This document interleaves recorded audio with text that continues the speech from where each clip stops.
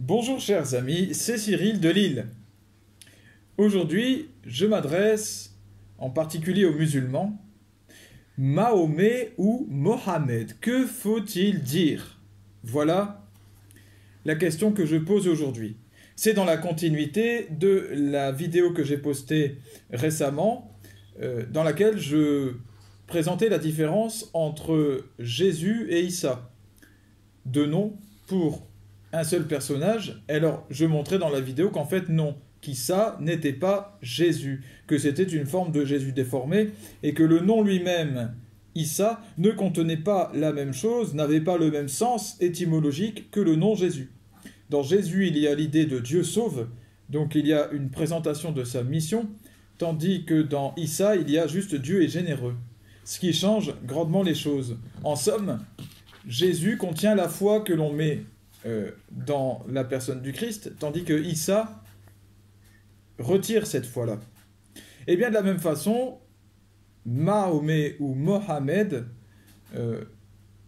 selon que ce soit l'un ou l'autre, va définir la foi que nous plaçons dans la figure du fondateur de l'islam. Et donc il y a une opposition entre ces deux noms. Ce n'est pas la même chose, hein. C'est comme pour Jésus et pour Issa. Déjà, premier argument que je balaie, c'est de dire oui, c'est le même nom, juste traduit différemment. Non, ça ne s'arrête pas là, bien entendu. Mohammed signifie digne de louange. Voilà, et selon même d'autres traductions, béni de Dieu. Mais la plupart du temps, digne de louange. Mahomet,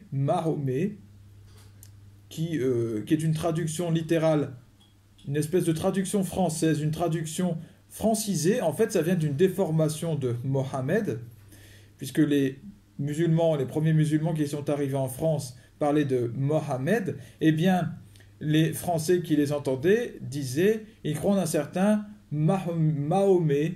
Voilà, c'est comme ça que c'était traduit. On appelait même les musulmans à cette époque-là les Mahométans, c'est-à-dire ceux qui suivent la doctrine de Mahomet. Bien, le nom Mahomet ne signifie rien. Voilà, vide de sens, tout simplement. C'est juste, comme je le disais, une déformation du nom Mohammed. Bon. Certains musulmans prétendent que Mahomet signifierait indigne de louange. Au contraire donc de Mohammed. C'est un mensonge, ce n'est pas vrai. Donc que cela soit effacé. L'islam fustige l'utilisation du terme Mahomet, bien entendu, puisqu'il ne contient pas l'adhésion au message du fondateur de l'islam.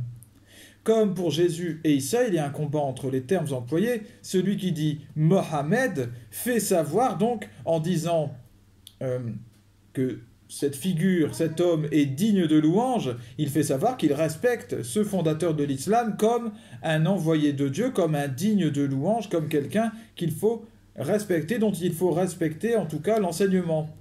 Tandis que celui qui dit Mahomet fait savoir qu'il ne croit pas en cet homme, qu'il ne croit pas dans l'islam.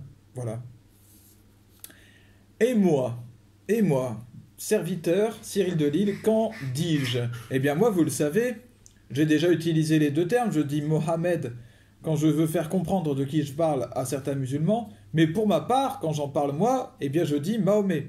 Parce que il y a deux dimensions en moi qui font cela, je suis chrétien et cohérent.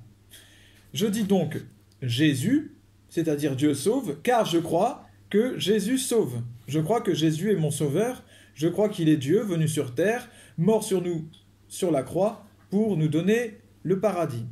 Je dis donc Jésus-Christ et Mahomet du coup, puisque je ne considère pas que Mahomet, qui a eu un enseignement, comme je l'ai expliqué à travers de nombreuses vidéos, il a eu un enseignement antichrist, pas l'entièreté de son enseignement, mais en tout cas une certaine partie, eh bien je ne le considère pas digne de louange. Voilà. Comme l'Église, je ne le considère ni apôtre, ni digne de louange, donc je l'appelle Mahomet.